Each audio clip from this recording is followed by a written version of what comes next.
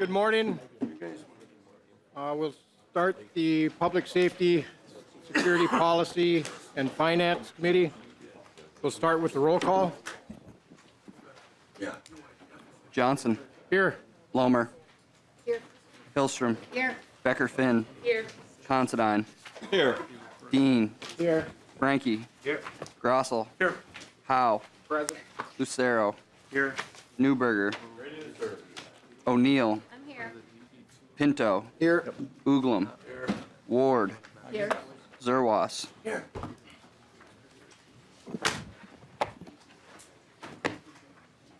Representative Pinto, have you had an opportunity to review the minutes from yesterday?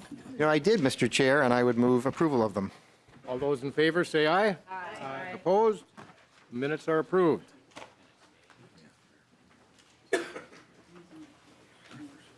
At this time, we're going to bring up House File 2856 and refer to Ways and Means. Then we have the DE amendment, and we will start with that. I will move the DE amendment. The DE2 amendment. And at this time, we will take amendments to the DE2.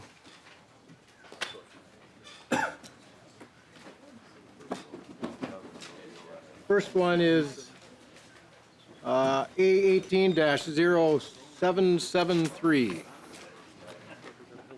Representative Hillstrom. Thank you, Mr. Chair. I am going to withdraw both the A18-773 and the A18-774 amendments.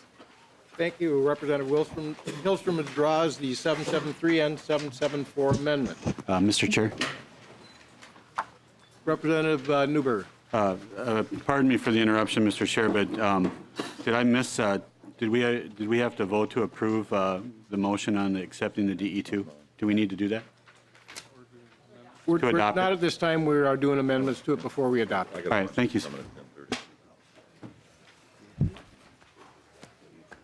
Next is the A2 amendment.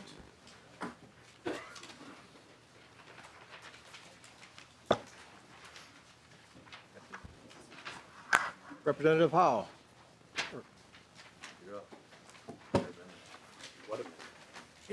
Good one.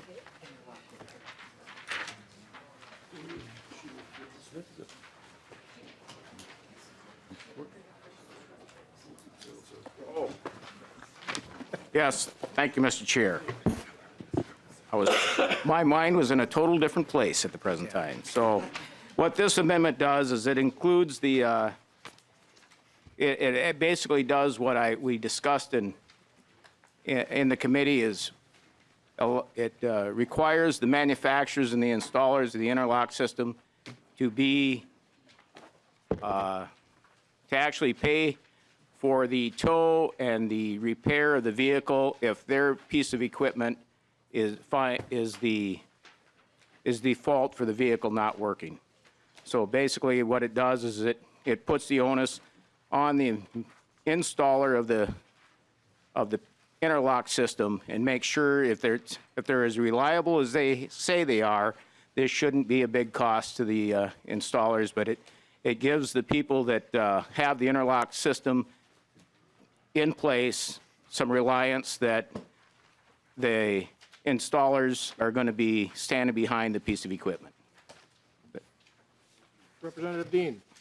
Thank you, Mr. Chair and Representative Howe. So just so I understand, if I have this installed, if I'm required to have this installed, and for some reason other than my breathalyzer not allowing my car to start, for some reason that malfunctions and I cannot use my car, that means the towing and other expenses are covered by the interlock manufacturer and installer?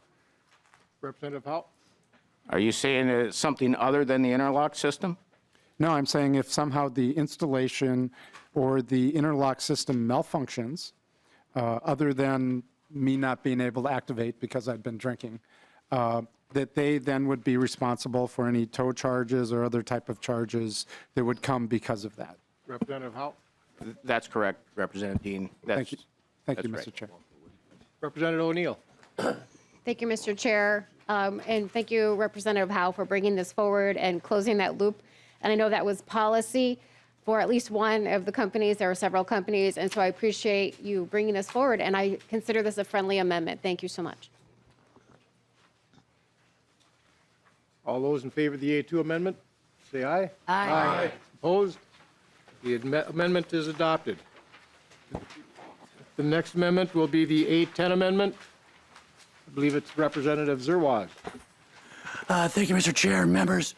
The A10 amendment is the critical infrastructure joint and several liability amendment. What we've seen in recent years is activism resulting in damage to critical infrastructure has become more and more common. Also growing to the number of entities who provide training funding for individuals to carry out those crimes. A simple Google search for valve turner opens a bottomless hole of videos, both celebrating this criminal phenomenon as well as teaching others how to vandalize critical infrastructure. The amendment, to be clear, does not create a new crime. It is already illegal to trespass and commit vandalism. Rather, this allows those parties with damages to attempt to recover their losses. Current Minnesota law provides penalties and the opportunity to pursue damages from individuals who trespass or damage critical infrastructure. The amendment provides for the opportunity to pursue joint and several liability damages against those entities or individuals who recruit, train, educate, or entice individuals to trespass or damage critical infrastructure. We are literally seeing recruitment efforts on the internet where they teach you how to drill holes through pipelines that are being waiting to be installed, or to turn these valves and potentially create a catastrophic situation where the system either bursts or leaks. This bill in no way restricts or chills the right guaranteed in the First Amendment. In fact, the only outcome of this bill might be to hopefully having a chilling effect on these dangerous crimes, and one that I hope all members can support.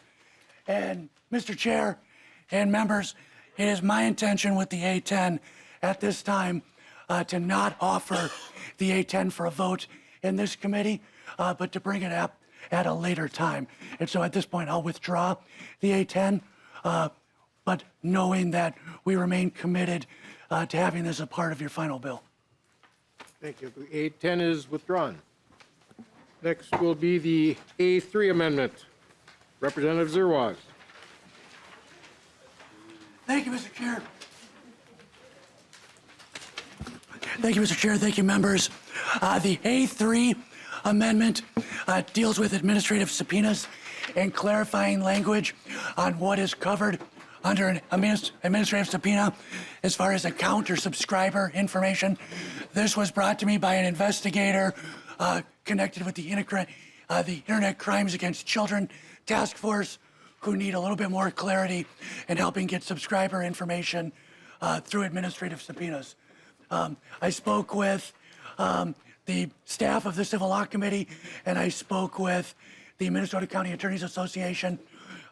Unfortunately, the Minnesota County Attorneys Association hasn't had a full meeting since this language was brought to me, so they haven't been able, the full committee hasn't been able to fully endorse this language, but I have not heard any concerns on the language. Representative Hilstrom. Thank you, Mr. Chair. Mr. Chair, it's my understanding that it is clarifying language, and Representative Zerwas, if we do hear from someone that they have a concern with it, you're committed to working with us to ensure that we get it right, correct? Mr. Chair and members, I'm trying to clear this, what I think is already clear, a portion of state statute up for some investigators with the Internet Crimes Against Children Task Force. At the end of the day, I want it right so that they can work on their investigations. Thank you. Thank you. All those in favor of the A3 amendment, say aye. Aye. Opposed? The amendment is approved. Next, we'll have the A4 amendment. Representative Hillstrom. Thank you, Mr. Chair. Mr. Chair, the A4 amendment simply deletes Section 9 on page 14 and renumbers. Members, this is the removal of the prejudgment interest rates language. We've had the debate about this proposal. I believe that this adding the language in incentivizes people to delay in payment. Members, we actually are seeing bills in other areas come forward with higher interest rates, not lower. For example, there's a storage facility interest rate that they're proposing for people who make late payments, and they want it to be $15 or 15%, whichever is higher. That's actually being carried by a Republican currently in the House. And so, members, we want people to be timely paid. We want cases to resolve, and I believe removing the language is the best way to do that, members. And I would encourage you to vote for the A4 amendment. Representative Zerwas. Thank you, Mr. Chair. Thank you, members. The prejudgment interest rates in Minnesota are out of line with the rest of the country. The trend across the country over the last several years has been a decline in interest rates for these prejudgment interest rates. Kentucky just last year went from 12% to 6%. Montana just last year went from 10% to 7.5%. West Virginia just last year went from 7% down to 4.5%. What we're dealing with on this prejudgment interest rate is with a 10% interest rate, you are incentivizing someone that's suing, that's beginning litigation, to lengthen the process, to stretch out discovery. There is no incentive to cooperate and bring this forward. What this simply does is this follows national trends to lower the prejudgment interest rate to an interest rate, by the way, that several years ago we already changed for governments. And so we changed it to governments because a 10% interest rate when government is being sued is much too high, and it's burdensome, and it is just too difficult. And so this legislature lowered that interest rate for government. We're saying we should do that on the front end. And so a prejudgment interest rate of 4%, post-judgment, the interest rate would remain at 10% to dissuade any idea that there's an incentive after a judgment not to pay. And that was the compromise language that was developed several years ago. That's the language we're comfortable with in the bill. And Mr. Chair and representatives, I would encourage to vote no on the Hillstrom amendment. Representative Hillstrom. Thank you, Mr. Chair. Just a final word. It's easy to compromise if you don't have all of the stakeholders in the room. I could even get agreement on firearms reform if I didn't have the NRA in the room. So imagine, I don't necessarily consider the stakeholders deciding as a compromise when not everyone was present. So I'd ask members to vote in support of the A4 amendment. Okay. All those in favor of the amendment, say aye. Aye. Opposed? No. The amendment does not prevail. Next, we have the A5 amendment. Representative Hillstrom. That's Becker-Finn. Okay. Representative Becker-Finn.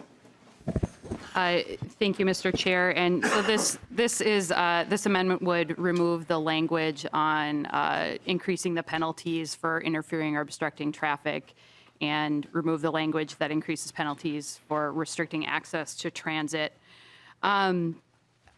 Clearly, we've fully debated this issue throughout the last year or so, but here it pops up again in the Omnibus bill. And my goal always in my role here is to do the just thing. And I don't believe that increasing penalties on those who feel compelled to publicly protest is the way to do that.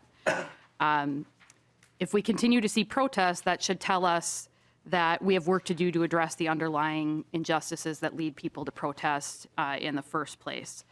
And so I think that if people feel heard and respected, that will have a more meaningful impact on some of these things that we see in our communities than increasing penalties. I fully believe that protest is the foundation of, what makes us the United States, and I would encourage a yes vote on the A5 amendment.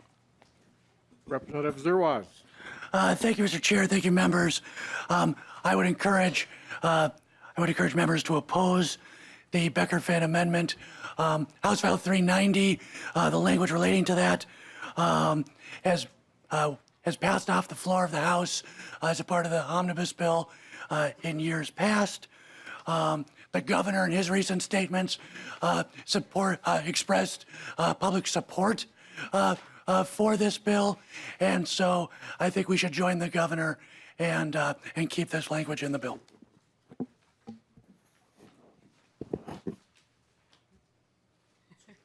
Representative Becker-Finn. Thank you, Mr. Chair. And to be clear, it's passed off the House floor and then not become law.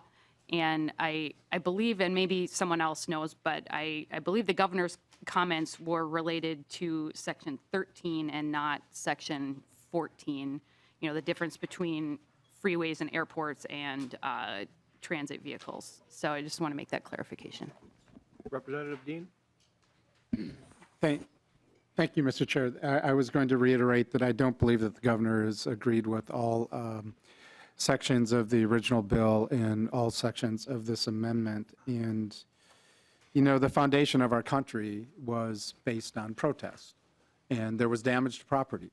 There were lots of things that happened that sort of our founding of our country, being white Europeans that settled this land, was that sometimes it's important to protest against the government because of things that are happening and things that are unjust. And, I understand the concern that we have when individuals go to extreme measures, but to repeat what Representative Becker-Finn said, people aren't doing this just for fun.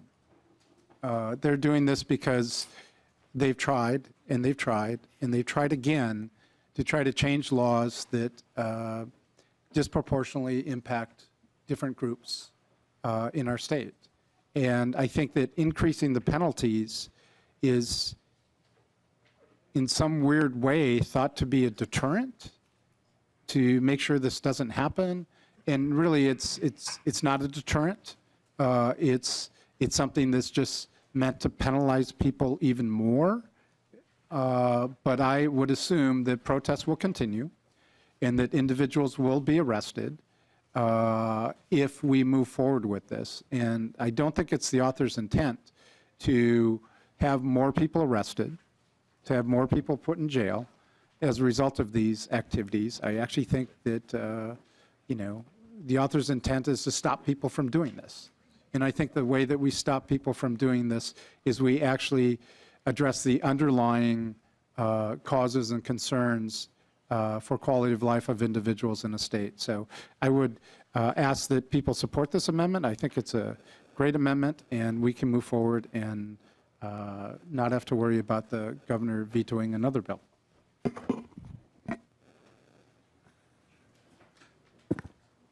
Representative Zerwas.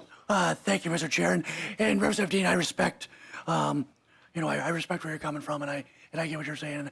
And my goal truly is deterrence. And the larger bill here is full of increased criminal penalties in hopes of deterrence. Representative Ward has a provision within the bill where it increases criminal penalties on prostitution in an attempt to deter it. And so I think that concept is not somehow brand new or untested. It exists in this bill from provisions in this bill offered by DFL members. So I think we need to just accept that the idea that increasing criminal penalties as an attempt to deter criminal behavior is a process this legislature has historically and presently engages in a bipartisan approach. My goal is to get people not to block freeways, not to block access to airports, and not to shut down the billion-dollar train system. I think this bill will help do that. I 100% agree with you that the First Amendment allows for people to protest and ask for redress on their government. It does not, however, afford you the right to park your Buick across 3 lanes of I-94. If you believe it does, you have been misinformed. There is nothing that is currently legal in the state of Minnesota that this language would make illegal. It takes current criminal activity and it increases the penalty on it, which, as I said, is a bipartisan approach in this bill and in bills passed to try to crack down on criminal behavior. Representative Pinto? Thank you, Mr. Chair. Representative Zerwas, as you know, I'm a prosecutor of gender violence, especially sexual exploitation, done training for law enforcement and others on prostitution, sex trafficking, and I worked closely with Representative Ward on the language that you cited about prostitution, which, as you note, in the bill, it increases the penalty for a second-time offense of buying sex from somebody else to a felony. And Representative Zerwas, while it's true that certainly the hope is that over time there may be those who buy sex may well be dissuaded, there may be some deterrence. In the first instance, that is not the goal. Certainly was not my goal in pushing that. Criminal penalties are a statement by society as to what society thinks about certain behavior. Right? We say that something is a crime because we think it's not only bad behavior, because certain bad behavior is not criminal, but we believe that it's so bad that it's actually a violation of society's norms that we want to punish as a crime. And then we decide what penalty to assign. And Representative Zerwas, I would suggest to you and to your colleagues as well that deterrence is really not necessarily at the top of that list when we're thinking about it. The men who are going out and buying sex, certainly early on, if this does pass, they're not going to be consulting the statute books. They're going to find out, wow, the second time, guess what? It's a felony. Certainly word is going to end up spreading, but that is a statement that we are making that is saying that buying a human being is an offensive act that is worthy of increased penalties, so the second time certainly being a felony. Representative Zerwas, by contrast, right, as I've said this before, if you assault your spouse, your girlfriend, you can beat that person up pretty badly and have it still be a misdemeanor. What your amendment does, what your language in the bill that we're trying to take out now does, is say that the act of blocking access to a transit vehicle is more offensive to society than that act of assaulting your partner. And Representative Zerwas, I guess I would suggest to you that no, deterrence is really not the issue here. People are not going to be consulting statute books. I agree with my colleagues. What this is this is us deciding where do criminal penalties fall and how we assess things. And I would suggest to you, we have all these other areas that we say are misdemeanors. We now are picking this out, and it is hard to see any reason to pick it out other than that we are going after the First Amendment activities of those who are engaging it. I understand what you say. It has to do with behavior, and we have the behavior already criminal. But the issue is that when you crank the penalties up, you're making a statement about what you think and what we think about the behavior itself. It's a statement that is the kind of speech conduct in a way that works that way. So listen, we have it be criminal. It already is criminal. That's fine. But by cranking up the penalties in this one little area, what you're doing is you're making a statement about why that behavior happens. And that, Representative Zerwas, I would suggest to you, is not an appropriate thing for us to do. I am proud to stand with my colleagues. We should absolutely approve this amendment and get this language out of the bill and certainly out of our law. Thank you. Representative Zerwas? Well, thank you, Mr. Chair, and thank you, members. And understand that we do, as a society, believe that there is an inherent risk, an inherent severity in blocking a freeway and closing down an airport or locking arm in arm through PVC pipe and shutting down the mass transit system. It is inherently dangerous to block a freeway, and it is inherently dangerous to stand in the middle to park your vehicle sideways on the freeway. And because of the societal impact of those actions, we believe, and the House of Representatives has passed this in the past, we believe that there is an inherent need to increase the criminal penalties. We're looking at millions of dollars over the last several years expended by the State Patrol, by the City of Minneapolis, by the City of St. Paul, and the City of Bloomington, just in response to these protests. We have multiple police officers that have been injured in responding to these freeway blockades, including as you're well aware, of a University of Minnesota police officer who had a cinder block dropped on his head and fractured a vertebrae in his neck. Yes, we believe this is serious enough to bring it from a misdemeanor to a gross misdemeanor. Representative Howe? Thank you, Mr. Chair. And I'm not going to tell the whole story about my daughter again, but I am going to say that if you would have sat there in the car and looked at my daughter's face when she got in the car after trying to get through that airport, there is no reason in the world to terrorize a young lady like that. And in that respect, if you would have looked into her eyes on that day, you would have thought that the penalty increase would have been right also. So I am in all favor of this because I tell you what, your First Amendment right does not have it doesn't give you the right to terrorize another person. And that's exactly what happened that day. She was shaken. She was crying. Nobody has the right to do that to another person. And that's what that group of people did. So yes, I think we need to increase it. Because if you would have been in the car when my daughter got in the car, I couldn't believe it. No reason to do that. Representative Pinto? Thank you, Mr. Chair.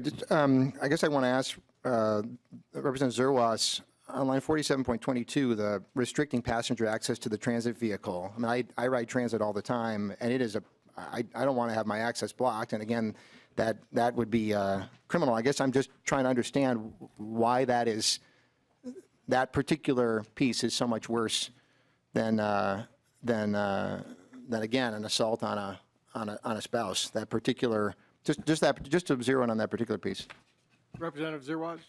Mr. Chair, members, Representative Pinto, if you have a specific bill that you'd be interested in bringing to increase the criminal penalties for spousal abuse, bring it to me and I will sign on. If we're too lenient in one area, let's get going, let's ratchet it up. You're a prosecutor, you're very familiar with these types of domestic assault cases. If it's your thought as a prosecutor that we need to increase those criminal penalties, I am all in. I will raise holy hell to get a target where we can afford a fiscal note to do that. Count me in 100%.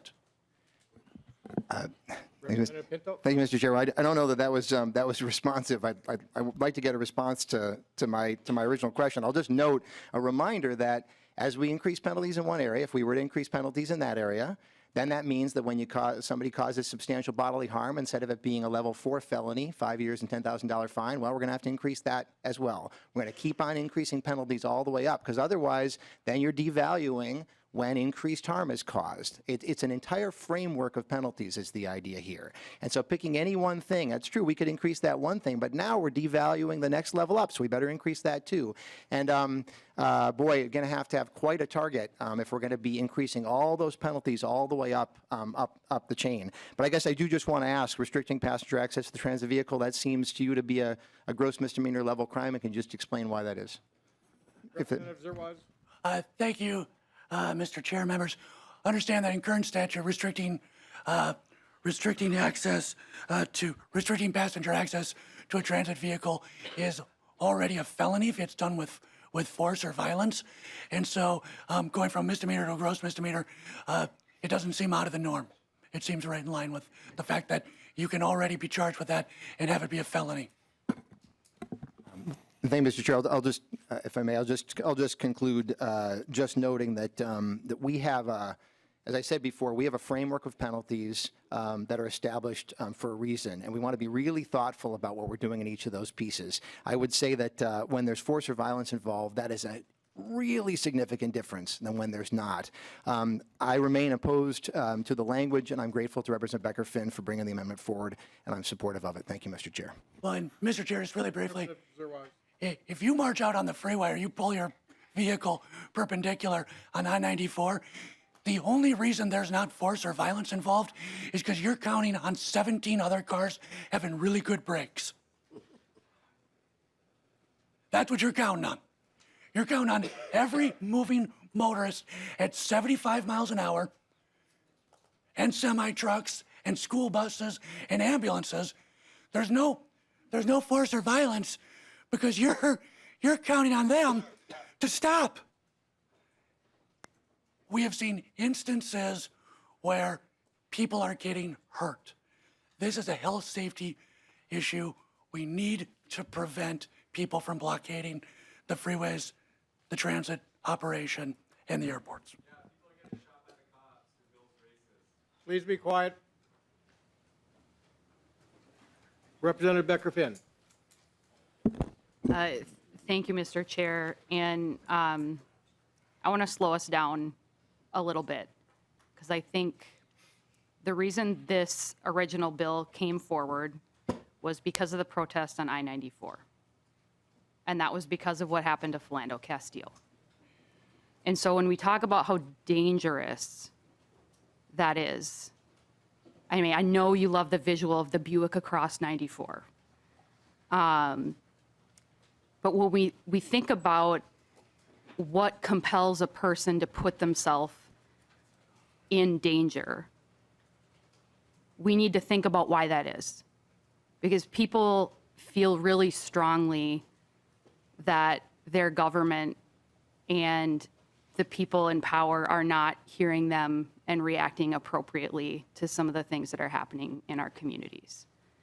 And so if we're going to talk about the compassion we feel thinking of someone's daughter in the backseat of a car, I hope that we can also remember the little girl in the backseat of Philando Castile's car and how painful and traumatic that entire experience was. And that pain and that experience and seeing that video and seeing that happen, that's what compels people to be willing to put themselves in harm's way. You know, just like, you know, we just memorialized Dr. King in the last couple of weeks again. And I think it's just,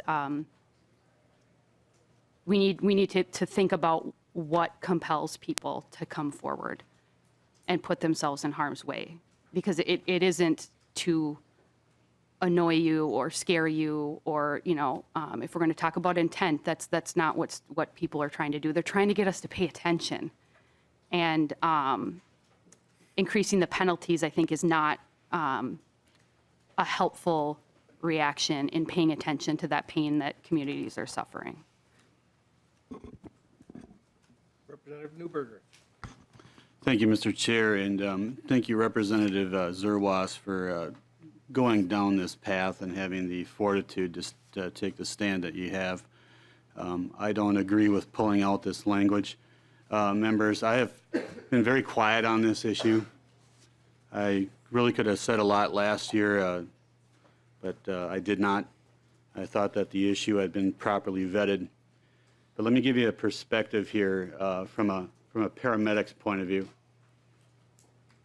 All of you know I've done this for 30 years, full time. The folks in the audience might not. I worked for an ambulance service that covers about half of Hennepin County, and we do 70,000 calls a year. To say we're busy is an understatement. And when there is a critical road or a critical highway that's being blocked, sometimes we hear about it. Sometimes we don't, because we're on the road when it happens. And when we have to reroute ourselves along with all of the other traffic to get around whatever this point of obstruction is in order to get to a hospital, why don't you come into the back of my ambulance for just a minute? I'm going to paint the mental picture for you, what that looks like. First of all, you're the driver, and you're trying to navigate and find a quick path to a level 1 trauma center, and you're trying to get in and around all of the cars that are not moving, and nobody knows where to go because there aren't proper exit lanes. You're trying to navigate through a morass, a mess. Now, picture the person that's in the back. We've got a saying in EMS, it's called time is brain. If you're suffering from a stroke, you've got about 6 minutes without oxygen before you have irreparable brain damage. And I don't know if any of you have ever had the experience of trying to keep someone alive in the back of an ambulance when they're stroking, full-blown seizures, vomiting, out of control, dying. And now you've got to reroute around something like this. How about a myocardial infarction, which is the fancy word for a heart attack? You know what? We've made some amazing steps forward in medical technology. But suffice to say, if you're having a massive heart attack, getting you or your loved one to a cath lab is the only thing that matters, because it's the only thing that's going to save your life. And if you're stuck on a road because some people are angry and they're protesting, regardless of the issue, how does that bode for the person in the back who's hooked up to what we call a Lucas machine? It looks like an automatic plunger. You stick it on their chest and it's very violent, but it keeps people alive. It'll keep people alive for hours. But if you shut that machine off, they die. And they're going to die unless you get them to the cath lab. How about pregnancies? You ever heard of a prolapsed cord? I've had 2 in my career. You show up and the only thing that's presenting is a cord. And you have to take your gloved hand and insert it into the birth canal, and you have to push that baby's head off of the cord so that kid doesn't die.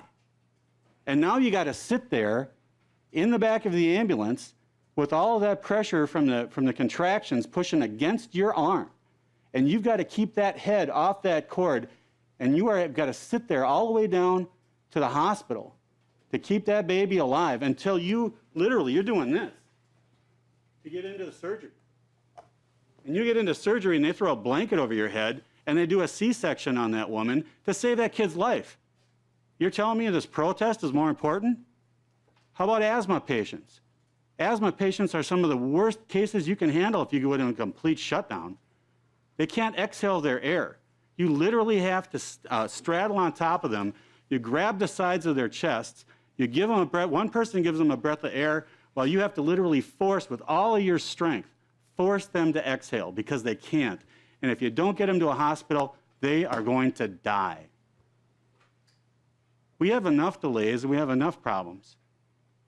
Blocking freeways and putting these people and putting our EMS system in greater jeopardy, it's not the way to do it. Thank you. Representative Ward. Thank you, Mr. Chair. I have a couple of thoughts on this that I want to share. First of all, behavior is a reflection of something else going on. If you even think of small children acting out, we've had lots of discussions in education committees about how to deal with behavior problems. And what we know works best is to deal with the underlying issue. Kids don't strike out or misbehave because they just want to be bad. There's something else going on. And if we deal with the underlying issue, the behavior is resolved. So my son was a paramedic, and I'm familiar with what you're saying. Representative Newberg, I appreciate your work because it is life-saving.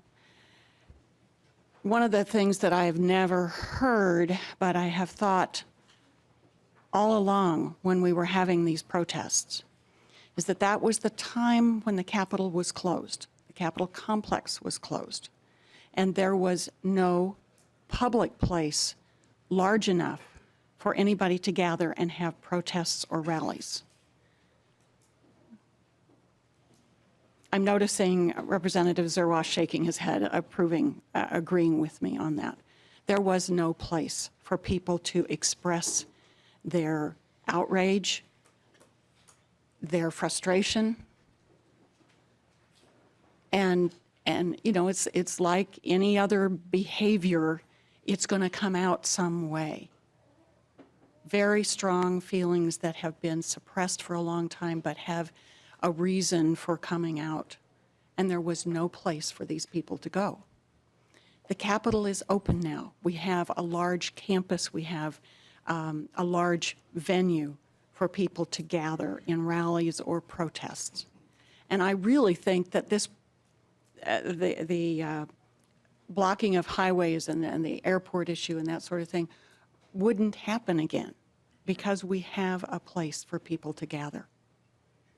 And so as we've heard over these last couple of years, these arguments about blocking highways and blocking the airport, I'm thinking it hadn't happened before, to anywhere near that kind of an issue.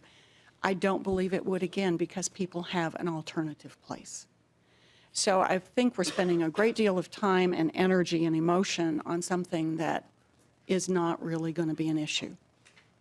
And I also want to reiterate or repeat or reinforce what Representative Pinto was saying about somehow equating the violation, the purchasing of a human being, and those human beings being trafficked in ways that we can't even comprehend, and equating that with people and penalizing the behavior that continues putting people in a position of being imprisoned,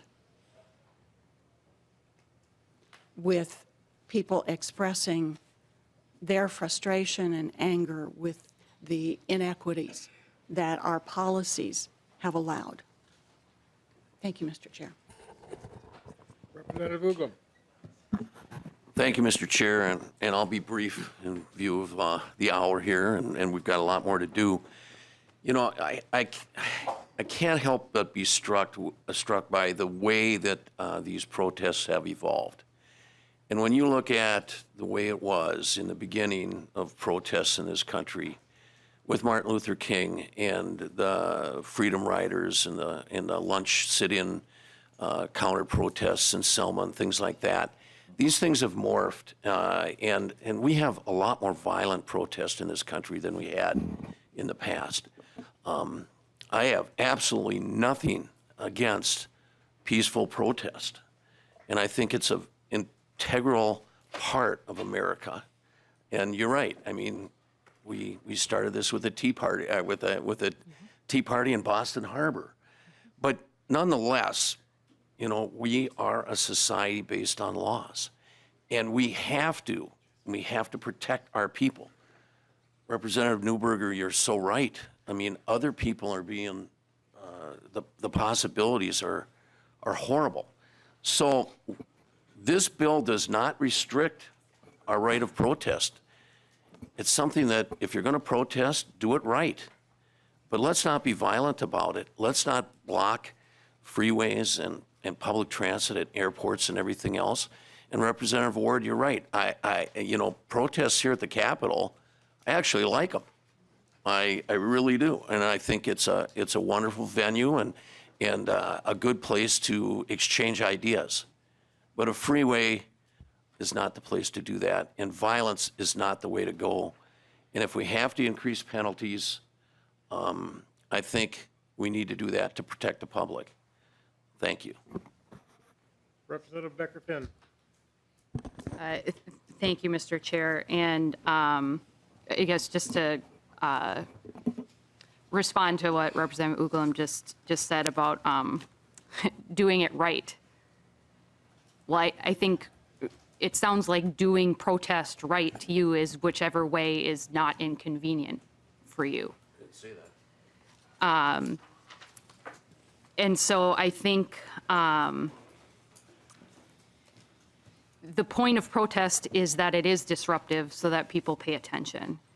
And as a society, we accept traffic delays. We accept spending hundreds of millions of dollars on police time for marathons and hockey games and the Super Bowl. But what this bill says to me is that we won't accept those delays and those extra dollars spent for desperate communities that are begging us to pay attention and do something. And I don't think that's right.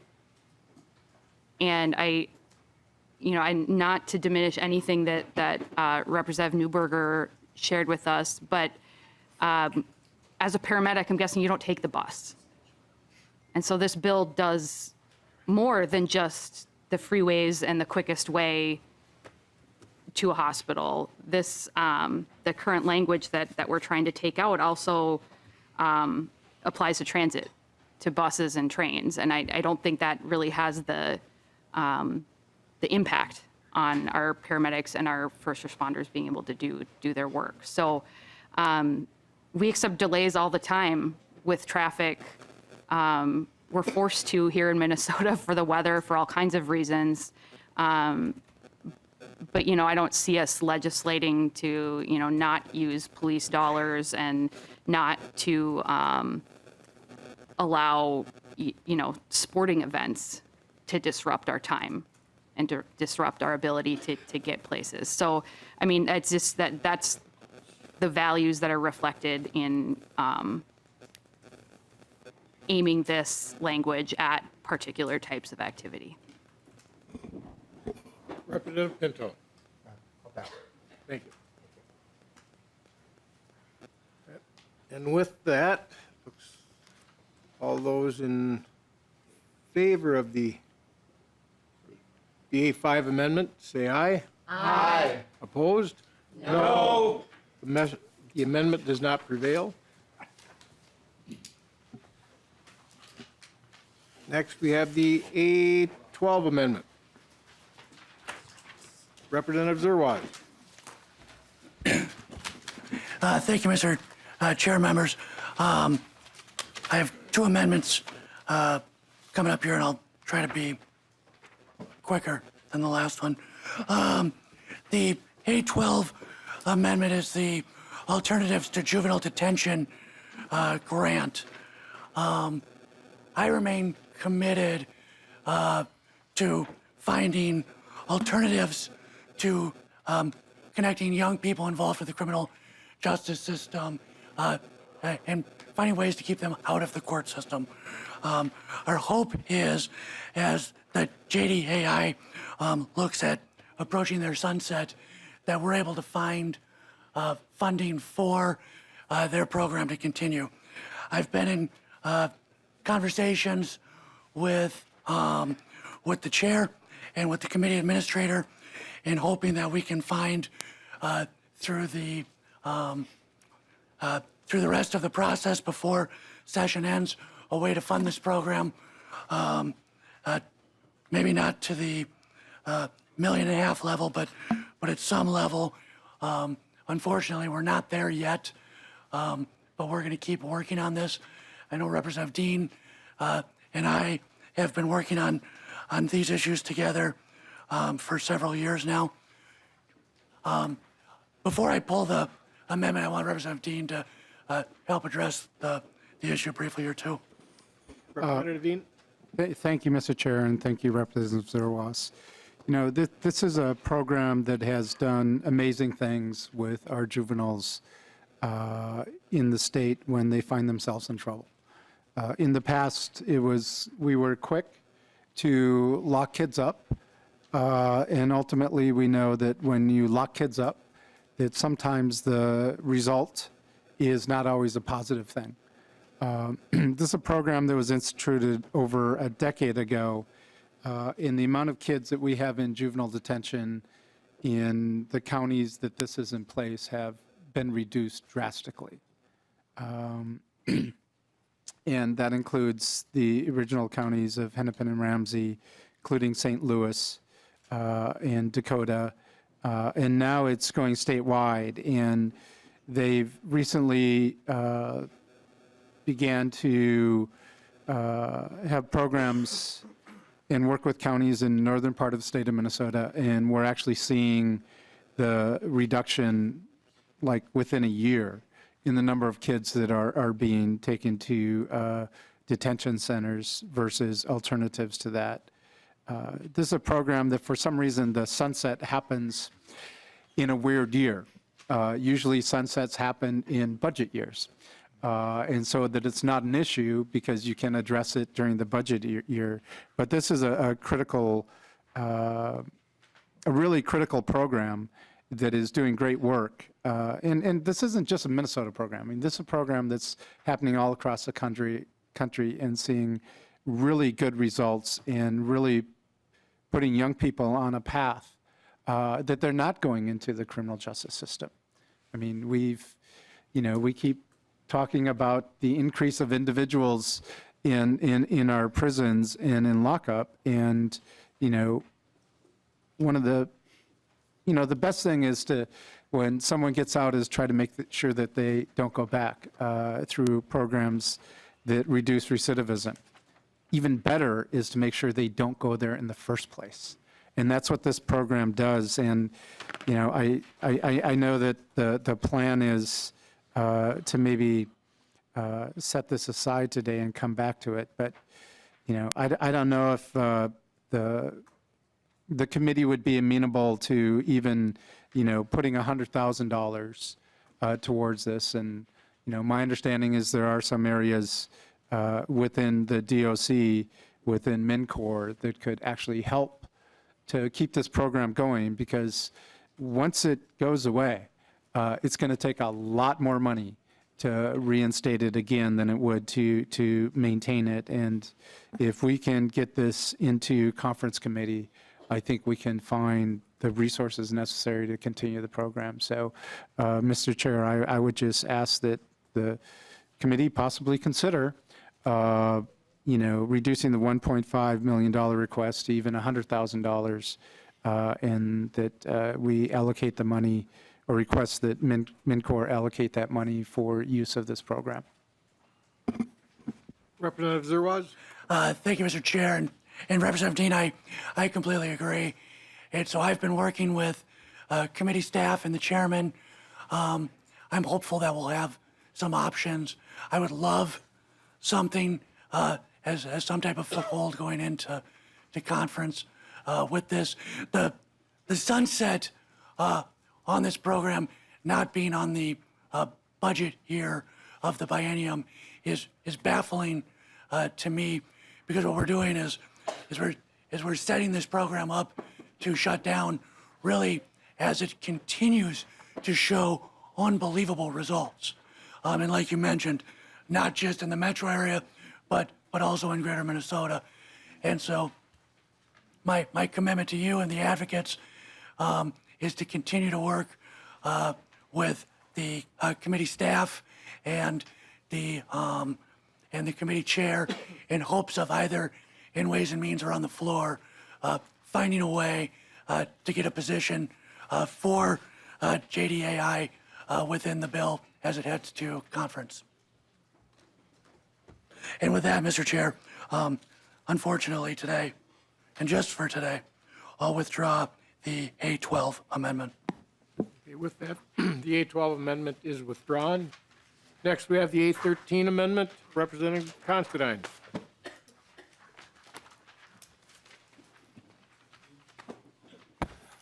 Thank you, Mr. Chair.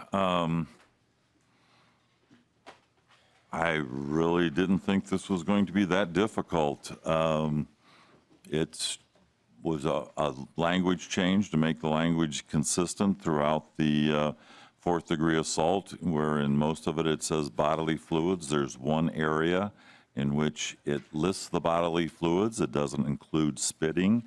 This is an effort to make custody staff, the security counselors at the security hospital, and police officers to be able to charge when somebody is exposing them to communicable diseases such as influenza, tuberculosis, hepatitis, things that are transmittable by spitting. Tuberculosis, influenza have killed more people than AIDS in the last century. I am somewhat dismayed to see that later on there's another amendment that does exactly the opposite. I see there's not a name on it, but I am at a loss to understand why somebody would want to expose people to those kind of diseases. I would ask for your support to try to make people accountable when they try to expose our frontline staff to those kind of horrible diseases. Any questions about that? Any questions by members? Okay. Representative Considine, I overall agree with you 100%. That's why your bill dealing with this is on the general register. I will be talking with leadership as well and see if we can get a vote on that bill. And what would be the objection to just adding it into the omnibus now so that it's done and they can be prosecuted when they spit in somebody's face and they have tuberculosis? I actually do have personal experience with this. Every jail in Minnesota is now required to do TB tests, and that came from the Blue Earth County Jail. I knew the inmate. He coughed all over me. I mean, I looked at him and went, I guess I shouldn't use his name, but I said, looks like you've had that cold for about 3 months. And it turned out, no, it wasn't a cold. He had tuberculosis. A little bit further into the story, my grandfather died of tuberculosis. He was gassed in World War I and came back with his lungs shot. I can't understand any kind of a delay in pushing this forward. So, and I'm guessing that most of the law enforcement and custody officers and security councils are not going to understand why we wouldn't push this forward either. Well, like I said, it's on the general register, and I will, as I said, I will also go up to leadership corner and see and do what I can to get a vote on it, because that's something I would like to be as a standalone. Also, with you referenced another amendment, and Representative Grass will explain that reason during his amendment. You're kidding. I'm sorry, Mr. Chair, you're kidding. Unfortunately, I'm not. Any other questions or comments on this amendment? Representative Pinto. Thank you, Mr. Chair. And I just, so is there a reason that this isn't, what is the reason to not include it in the omnibus bill if you're supportive of it, Mr. Chair? Representative Pinto, because I want to do it as a standalone. Because I think it's that important, it should be a standalone. Representative Dean?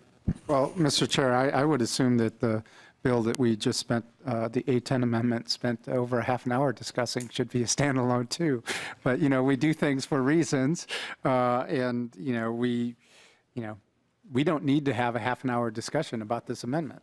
I think this is an easy solution, and I don't know what the controversy is, and maybe when we hear the next amendment later, we'll understand the controversy, but it seems to be a real simple thing, and sometimes things in this committee aren't simple, which I totally understand, and sometimes they are, and I just feel that this is one of those simple times. Thank you, Mr. Chair. Representative Hillstrom. Thank you, Mr. Chair. The rule of thumb is to put your bill in as many places as you can. So it's not unheard of to have it sitting on the general register and also be put in the omnibus bill. So I would encourage members to put it in the bill. Representative Grassel. Thank you, Mr. Chair. And the A23 amendment, in working with our stakeholders, we tried to address as many concerns as we could. And one of the concerns that NAMI brought forward were people being charged for spitting when they're having to be sometimes assisted with taking their medications and spitting their pills back out. So in order to try to address one of those concerns with one of the stakeholders to make the bill bring them some peace as well. That is why I have the A23 amendment.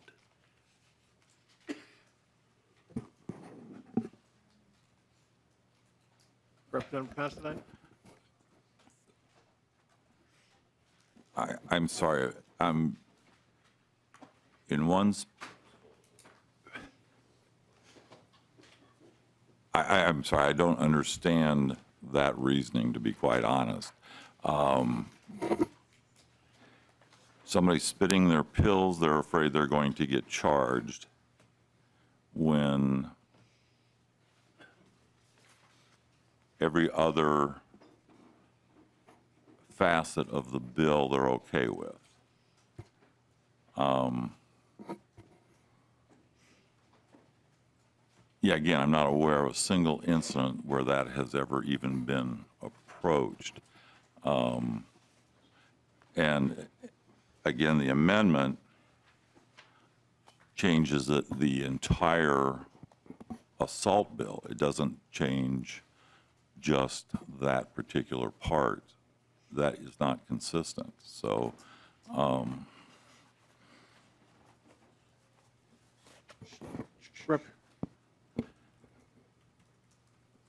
Representative Hillstrom? Thank you, Mr. Chair. So we haven't voted yet on the A13 amendment, and I think this is important, and I think the folks that are here would like to know who's in favor of making security treatment facility personnel not be spit on. So I'm going to ask for a roll call on the A13 amendment.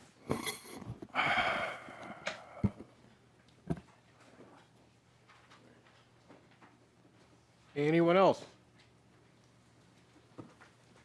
Okay, there is a request for a roll call on the amendment.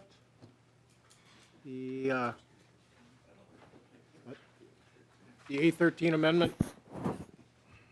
And with that, we'll take the roll. Johnson. No. Lomer. Yes. Hillstrom. Yes. Becker Finn. Yes. Considine. Yes. Dean. Yes. Frankie. Yes. Grossel. Yes. Howe. Yes. Lucero. Yes. Newberger. Yes. O'Neill. Yes. Pinto. Yes. Uglum. Yep. Ward. Yes. Zerwas. Yep. The amendment has passed. Thank you. Feeling that way.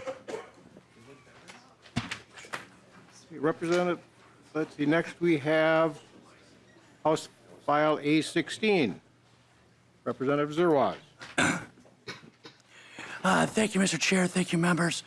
The A16 amendment is the reporting portion of the administrative and disciplinary segregation bill that was, the broader bill was included in our omnibus last year. Members, this requires the commissioner to report the number of inmates in each institution placed in segregation, the ages of the inmates, the number of inmates transferred from segregation to a mental health unit treatment, the nature of the infraction leading to the use of segregation, the length of terms served in segregation, including terms served consecutively, any incidents of inmates not receiving at least 5 hours a week out of a cell, and then based on Representative Hillstrom's recommendation the other day on line 1.18 and 1.919, the number of inmates convicted of assault while confined, and the number of this group of inmates who received consecutive sentences as required under section 609.2232. We had the Commissioner of Corrections with the committee yesterday to offer testimony, and I asked him on the record if the bulk of this information was already being collected. He indicated that it was. This was in the bill last year with no fiscal impact reported by the department. We've all seen the reports in the paper, and we've heard concerns about the use of administrative segregation, and certainly we've heard reports of assaults on staff more recently.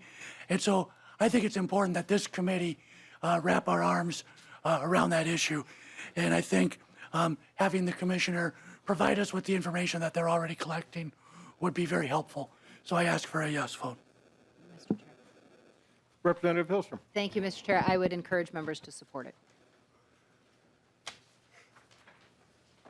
Any other comments or questions on this bill amendment? All those in favor of the A16 amendment, signify by saying aye. Aye. Opposed? The amendment is adopted. Next, we have the A19 amendment. This is the author's amendment. On this amendment, there's a couple technical changes. Also, some changes that in Representative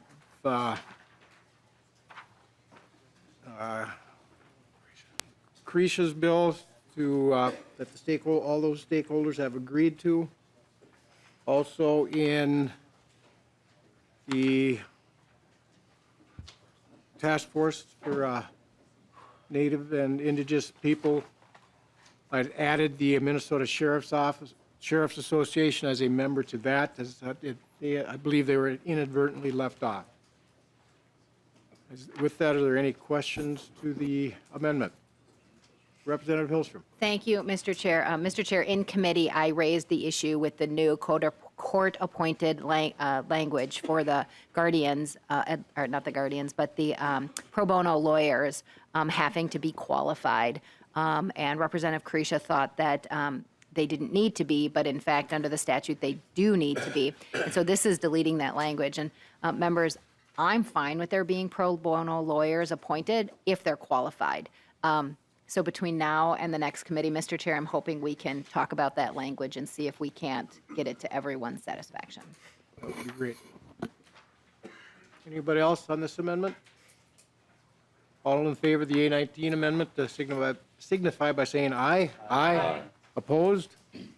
The amendment is approved. Next, we have the A21 amendment. Representative Dean. Thank you, Mr. Chair and members. As we're trying to address a lot of these issues relative to folks incarcerated, what the A21 amendment does is appropriates $320,000 for fiscal year 2019 from the Driver Services Fund to put forward a project called the Unprisoned Projects, or Mama's Bus Pilot Project. And the intent of this program is to bring the children of women that are locked up in Shakopee and engage those children and those mothers in programming that not only helps with the mother-child bond, but also helps the child to be successful in school, and in an odd way also helps the mother then to possibly become more successful during the time in which she is locked up. And this is specifically, this particular amendment is specifically for a program that would happen at Shakopee. And I have another amendment that will look more system-wide to appropriate the money to happen. So I'm requesting that we appropriate from the Driver Service Fund $320,000 in 2019 to fund this program. And I would be happy to answer any questions that folks have. Representative Dean, Yes. are you aware that that fund is controlled by the Transportation and not by the Public Safety Committee? I certainly understand it's not controlled, but this is a project that involves transportation. And I believe it's critical that we look for areas of money that need to be addressed. And I'm more than happy to go and speak to the Transportation Committee at some point. But I think that since this is dealing with issues directly to public safety, that we take this up in the committee and include it as part of our bill. And we've already done it recently with the ignition interlock system in this bill, so we're not going too far out of bounds from what we've already done. That is, Representative Dean, that is true that we have worked with the Department of with the Committee on Transportation, but that was taken care of beforehand. Now they have their target as well. I'm just afraid that this would put that committee out of balance. I don't want to do that. Mr. Chair, transportation got over $100 million. We got 7. So And that $101 million that they have is to fix our roads and our infrastructure, roads and bridges, which are dire need of help. And like I said, I don't want to put their budget out of balance. They're working on their bill as well today. I believe this amendment should have been in their committee and not in our committee, as that's where the funding has to come from. I am going to ask that you withdraw it, so I do not have to call it out of order, but that's going to be up to you. Thank you, Mr. Chair. Quick question. Do you know if transportation has met on their omnibus bill yet? I have no idea, but the funding is out of their committee. That's something you should have checked on. Mr. Chair, Yes, Representative Lucero. as a member of the Transportation Finance Committee, the omnibus bill was introduced yesterday, but we have not met to consider amendments yet.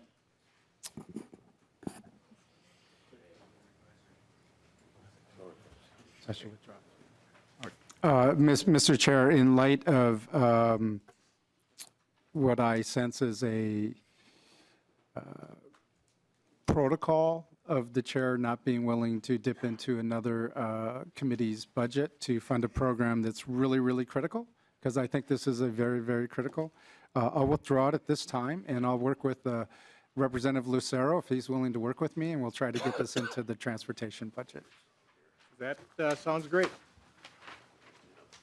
And with that, Amendment A21 is withdrawn. We now have the A22. Thank you, Mr. Chair. I have a feeling that we're going to go down the same route with this amendment, but I want to speak to this amendment. Piece of Hope Transit Rides have been providing services to families primarily in the metro area, but it takes individuals to visit individuals that are locked up, whether they're in close proximity or whether they're far away. And the program has been operating under donations and a federal grant, and that federal grant is not being renewed at this time. So they are also in need of funding to continue this program. You know, I want to stress that the number one indicator of an inmate not recidivating or not reoffending is visitation. You can look at the chart. Those inmates that don't have visitors are much more likely to reoffend than those that do have visitors. So this is a critical program, not just for those families. It's also a critical program for public safety, and it's a critical program for our budgeting, because the less people we have reoffending, the less need we're going to have to fund corrections. So this was an appropriation for $640,000 over a 2-year period. Ideally, the funding would be $640,000 for 1 year, but we understand that the amount of resources that are made available to fund programs like this is not available. And I see that Representative Lucero has stepped out. But in light of what happened in the previous bill, I would be willing to withdraw at this time and try to move this forward into the transportation bill. But before I do that, I just want to open this up to questions if any other members on the committee have questions about what we're trying to do here. Wow. Representative Pinto. Oh, well, I guess maybe this is just as much of a comment that, like, this is incredibly cost-effective work. Just to Representative Dean's point, Mr. Chair and members, of the reduction of recidivism from visitors, and especially family visitors. I mean, it's just, this is such powerful work, so I'm grateful to Representative Dean for bringing it forward. And I just want to make sure to, you know, we talk a lot about cranking up penalties and various, and adjusting and thinking that may adjust behavior. We've had discussions about that. One thing that really adjusts behavior for people who are in prison is just getting visited by their family members, just that basic. And we know there's a huge connection between poverty and many of the folks who are in prison have families who are experiencing poverty, experiencing other challenges, and so then they have a real challenge visiting their family members. So many thanks to you, Representative Dean, for bringing this forward. Representative Howell. Thank you, Mr. Chair. And Representative Dean, why is there a difference between the one that the A21 and the A22? Aren't the people on the Mama's Bus family, why couldn't they be one program? Why are we after funding for two programs? Why couldn't we consolidate them, do one program and do, because they're all family, if I'm not, and it would, I guess I'm struggling with why we're trying to fund two programs and not incorporate them into one program, do one. Sure. Representative Dean? Mr. Chair and Representative Howe, the one that's dealing with mothers in Shakopee is a pretty focused program. And currently, Piece of Hope has been providing the services statewide in all the other institutions. So instead of saying we're going to incorporate all of this into one and have duplicate services, the decision was made to actually sort of have the one focus on Shakopee with the mothers, with the education program with the kids, and the Piece of Hope Transit is to allow other individuals to have opportunities to go to other institutions, our lockup facilities throughout the state. So that's why we separated it, because they are different. They do serve different purposes, and we want to make sure that we're appropriating the money in the way that it would have the greatest impact.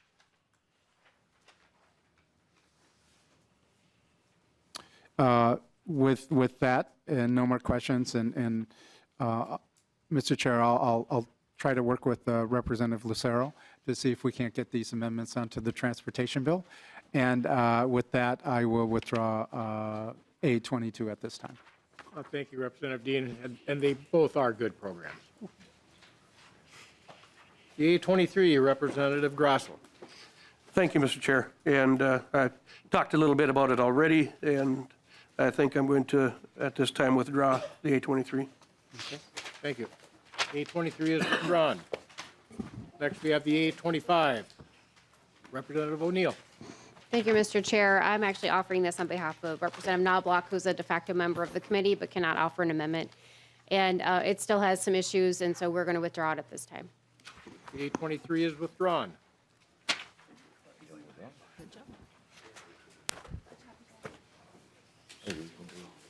Okay. Now we will act on the overall DE2 amendment. Are there any questions on the DE2? As amended. As amended?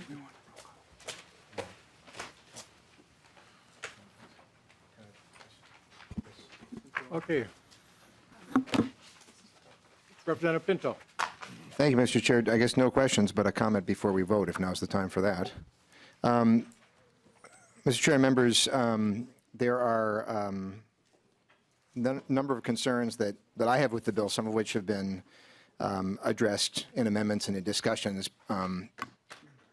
But the major omission that I want to make sure to highlight for members and for the community and for the state as a whole is the inaction on the part of the Public Safety and Security Committee to do more to keep firearms out of the hands of dangerous people, and therefore to keep Minnesotans more safe and secure.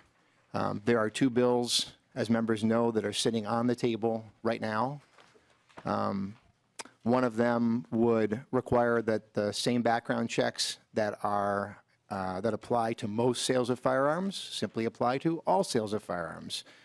The other bill would have a court order that law enforcement or family members could get when somebody's shown that they're a substantial danger to themselves or to others. Both of these are provisions that are currently in use in other states. Both have bipartisan support, broad support from a great majority of Minnesotans, of Republicans, of gun owners.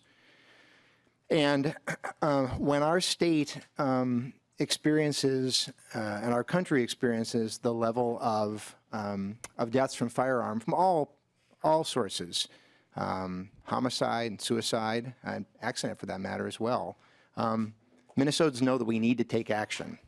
And our failure to do so is, in my view, shameful.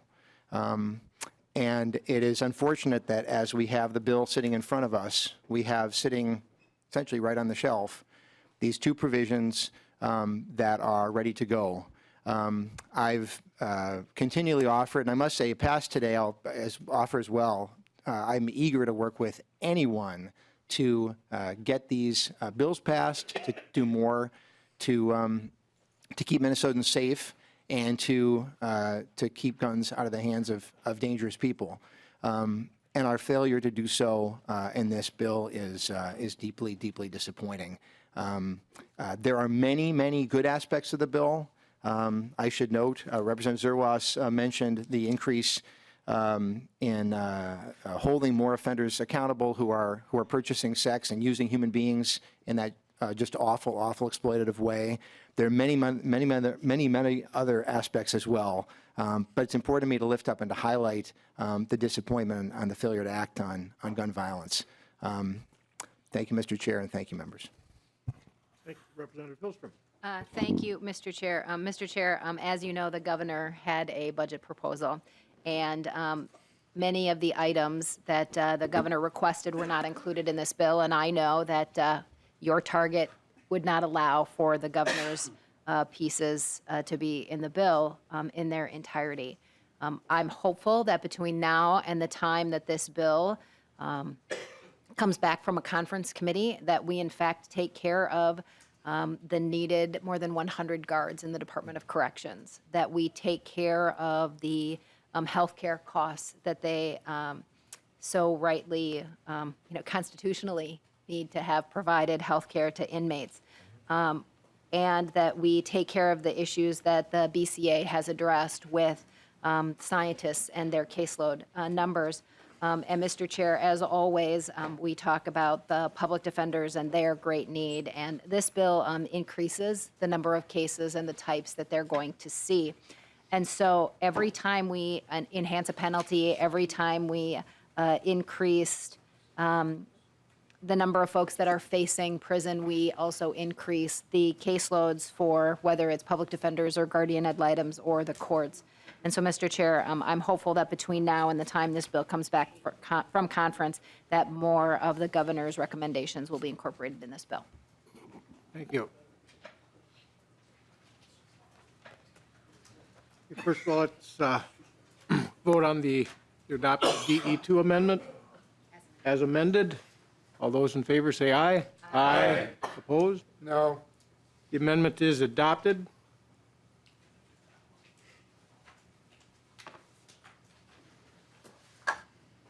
I also do a motion to authorize the revisers and nonpartisan House Research and Fiscal to make any technical corrections that are necessary in the bill before it is engrossed for Ways and Means. All those, any questions? All those in favor say aye. Aye. Opposed?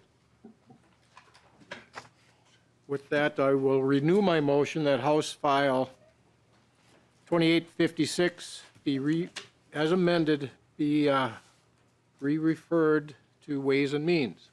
All those in favor say aye. Aye. Opposed? No. The motion is adopted. Yours has passed. And we will adjourn. Mr. Chair? Yes. Mr. Chair, is this the last meeting of this committee this session? Hopefully this is the last meeting. I'll let you have some last words if you wish. Thank you, Mr. Chair. I just wanted to thank the members of this committee. It has been an honor to serve with you over the last biennium. I know we had a chair change, and Mr. Chair, welcome to the position of the chair, and I look forward to our continued work in a bipartisan way between now and the end of session. Representative Hillstrom, it's been a pleasure working with you this year. A little bit of changes this year. It was an unfortunate situation, but like always, you've been very good to work with, and I want to thank all the staff, whether it's partisan or nonpartisan staff, for your hard work. And with that, we will adjourn.